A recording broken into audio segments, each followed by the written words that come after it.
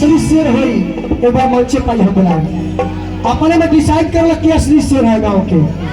तू हम ना डांस करे आवे ना आशिक भैया एकदम वाह वाह कि देख मैया छटका तोहर अरे भाई रवाना चले कि भानी तोहर यासान में आ कि चाह सुतल बाड़ी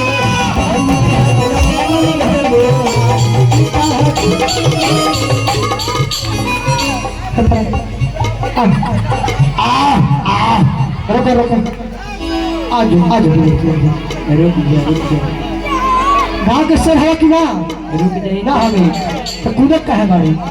कि बानी तोहर यासान में आ कि चाह सुतल बाड़ी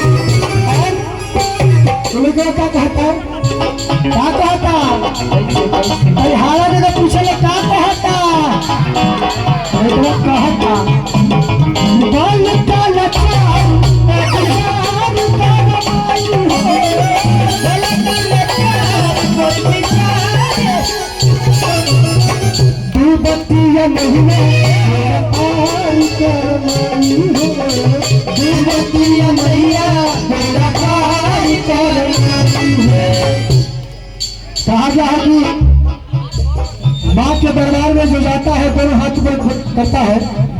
उसको हर चीज मिलता है। कैसे कि मैया का नाम सबसे सुपर होता है, मैया का नाम सबसे सुपर होता है और माँ उन्हीं की मुरादें पूरी करती है जिनका हाथ सबसे ऊपर होता है। उधर होता बालक का लचान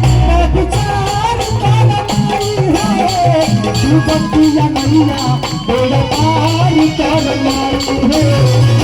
बतिया मैया बेड़ा पार कर लाई है बतिया मैया बेड़ा पार। अब फिर से बोलो बाबा कि बस तुम्हारे सहारा बा तेरा सुनबे नजारा बा वाह लड़का काफी तेज बने सा कोई मेरे को मौसा करता और लोगों सुतब तो बात बस तो हर सहारा बा तेरा सुनबे नजारा बा अरे देख मैया